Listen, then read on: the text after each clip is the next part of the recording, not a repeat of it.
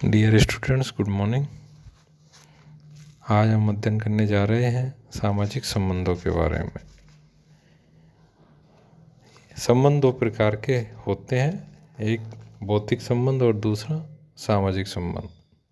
तो चलिए शुरू करते हैं।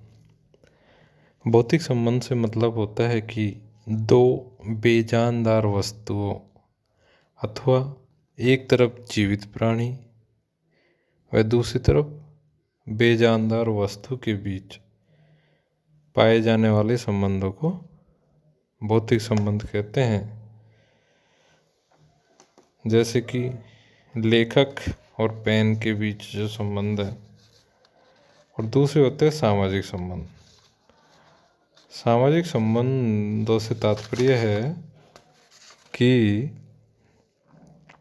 इसमें संबंध केवल जीवित प्राणियों में ही पनपते हैं, क्योंकि उनमें ही पारस्परिक जागरूकता पाई जाती है और वे ही परस्पर एक दूसरे से अर्थपूर्ण रूप से परिचित हो सकते हैं। जैसे मित्र मित्र के संबंध, छात्र छात्र के, पति पत्नी के, मालिक नौकर के बीच पाए जाने वाले संबंध सामाजिक संबंध कहलाते हैं, क्योंकि वे जीवित, चेतन एवं मानसिक दृष्टि से जागरूक प्राणी हैं। तो इस प्रकार मेकाई और पेज ने कहा है कि समाजशास्त्र की जो विषय वस्तु है वो सामाजिक संबंधी है। इसी प्रकार कई विद्वानों ने भी सामाजिक संबंधों को ही समाजशास्त्र की विषय सामग्री माना है। वे ही सामाजिक संबंध स्थापित कर सकते हैं जीवित प्राणी। सामाजिक संबंधों की जो विशेषता है वो होती है अमूर्त होते हैं। उनमें न तो माप तोल हो सकते हैं और न ही उनका मूर्त आकार या रूप होता है। ये अच्छे या बुरे, सहयोगी एवं संघर्षकारी किसी भी प्रकार के हो सकते हैं। सामाजिक संबंधों का क्षेत्र बहुत विस्तृत है। आर्थिक, राजनीतिक, धार्मिक, शैक्षणिक, पारिवारिक, मनोरंजनात्मक, सांस्कृतिक आदि सभी प्रकार के संबंध सामाजिक संबंधों के ही भाग हैं। सामाजिक संबंधों की अंतर्वस्तु कई प्रकार की हो सकती है, जैसे सहयोग, संघर्ष, यौन आकर्षण, विभिन्नता, कर्तव्यपरायणता अथवा आर्थिक विनिमय आदि। सामाजिक संबंध जो है वो व्यक्ति के अनुकूल अथवा प्रतिकूल हो सकते हैं। अब यदि इनकी परिभाषा की बात की जाए तो उसमें एक है थियोडोरसन एवं थियोडोरसन की परिभाषा। थियोडोरसन के अनुसार सामाजिक संबंध दो या दो से अधिक व्यक्तियों के बीच पाई जाने वाली प्रतिमानित सामाजिक अंतरक्रिया है। कैसी अंतरक्रिया है? प्रतिमानित सामाजिक। दूसरी परिभाषा है मैक्स वेबर के अनुसार सामाजिक संबंध शब्द का प्रयोग अनेक कर्ताओं के ऐसे व्यवहार को स्पष्ट करने के लिए किया जाता है जो अर्थपूर्ण हो तथा एक दूसरे की क्रियाओं से प्रभावित होता हो। यानी कि एक कोई क्रिया करता है तो उससे दूसरा प्रभावित हो और उनके जो संबंध हो अर्थपूर्ण हो, तो वो कहलाते हैं सामाजिक संबंध। उपयुक्त परिभाषाओं में सामाजिक संबंधों के बारे में 3 बातों पर जोर दिया गया है। कौन कौन सी 3 बातें हैं? एक है कि 2 या 2 से अधिक व्यक्तियों का होना जरूरी होता है। दूसरा है कि सामाजिक अंतःक्रिया होना जरूरी है। और तीसरी जो बात है वो है सामाजिक अंतःक्रिया का प्रतिमानित रूप एवं अर्थपूर्ण प्रभाव होना, यानी कि उस क्रिया का कोई अर्थ भी निकलना जरूरी है। तो संक्षेप में हम कह सकते हैं कि जब दो या दो से अधिक व्यक्ति परस्पर अंतःक्रिया करते हैं, एक दूसरे को अर्थपूर्ण रूप से प्रभावित करते हैं एवं एक दूसरे से प्रभावित होते हैं, तो वे सामाजिक संबंधों का निर्माण करते हैं। प्रतिमानित सामाजिक अंतःक्रियाएं ही सामाजिक संबंधों का निर्माण करती है। कैसी अंतःक्रियाएं सामाजिक संबंधों का निर्माण करती है? प्रतिमानित सामाजिक अंतःक्रियाएं। अब जो अगला इसी का ही सब टॉपिक आता है वो है सामाजिक संबंधों की विशेषताएं। विभिन्न परिभाषाओं के आधार पर हम सामाजिक संबंधों की कुछ विशेषताओं को उल्लेख कर सकते हैं, जिसमें सबसे पहली विशेषता है अमूर्त, यानी कि सामाजिक संबंध जो है वो अमूर्त होते हैं, उनका कोई भौतिक आकार नहीं होता है, जैसा कि टेबल कुर्सी, पंखा, घड़ी पेन आदि का होता है। क्योंकि संबंध जो है वो मानसिक तथ्य है, अतः इन्हें महसूस किया जाता है, वस्तुओं की तरह इन्हें नापा तोला नहीं जा सकता। दूसरी विशेषता है जटिल प्रकृति, कॉम्प्लेक्स नेचर। सामाजिक संबंधों की प्रकृति बड़ी जटिल होती है। यही कारण है कि कई बार इनके बारे में भविष्यवाणी करना बड़ा कठिन हो जाता है। सामाजिक संबंधों की संख्या भी असंख्य है। इन असंख्य संबंधों के ताने बाने से ही समाज का निर्माण होता है।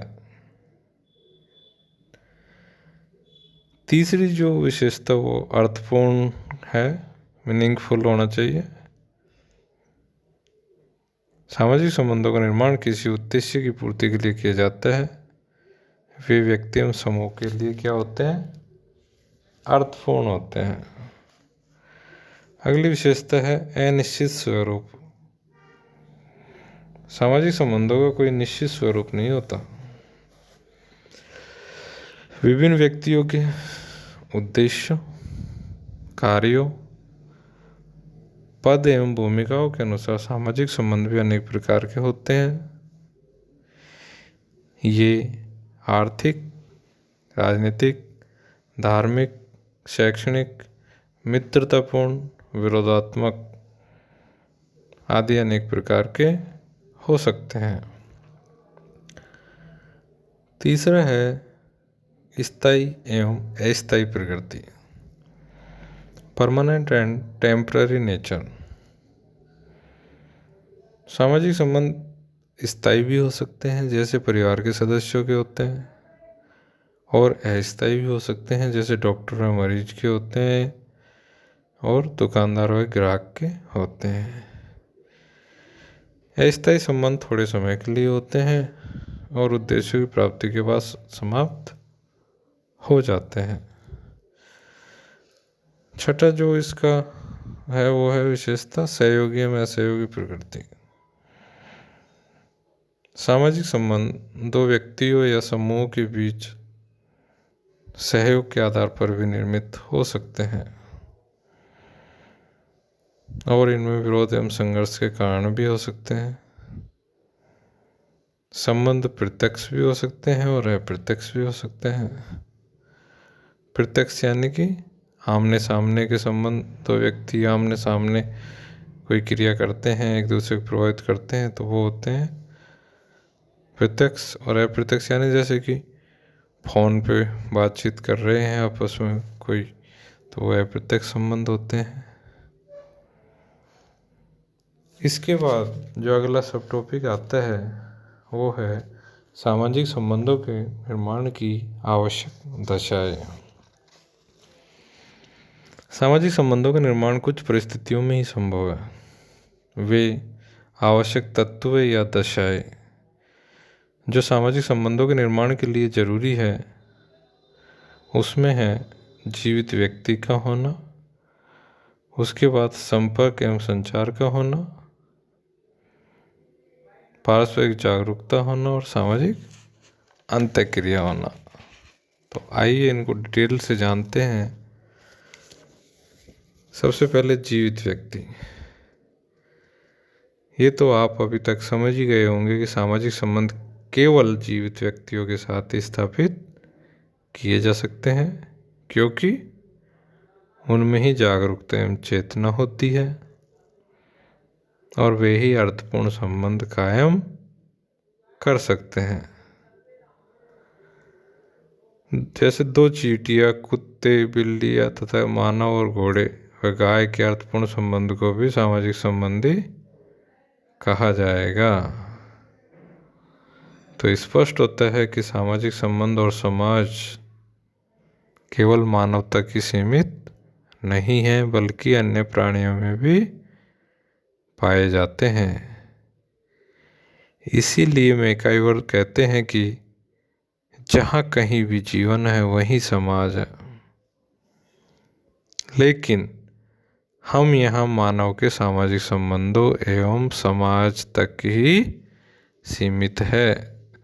केवल मानव के सामाजिक संबंधों की बात कर रहे हैं, जानवरों की यहाँ समाजशास्त्र में बात नहीं कर रहे। दूसरा आता है संपर्क एवं संचार। सामाजिक संबंधों के निर्माण के लिए दो या दो से अधिक व्यक्तियों का होना ही पर्याप्त नहीं है, बल्कि उनके बीच संपर्क एवं संचार की व्यवस्था होना भी आवश्यक है। तीसरा जो, चलो इसमें संपर्क का और जान लेते हैं थोड़ा। संपर्क जो है वो भौतिक तथा मानसिक तथा प्रत्यक्ष और अप्रत्यक्ष किसी भी प्रकार का हो सकता है, लेकिन मानसिक संपर्क ही सामाजिक संबंधों को जन्म देता है।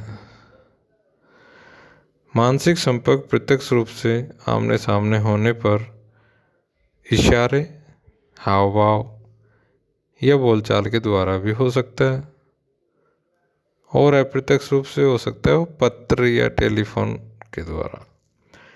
तीसरा जो इसका पॉइंट है वो है पारस्परिक जागरूकता। सामाजिक संबंध उसी समय बन सकते हैं जब व्यक्तियों के बीच मानसिक अनुभूति या पारस्परिक जागरूकता हो, जब वे परस्पर एक दूसरे के व्यवहार का कोई अर्थ लगाते हो।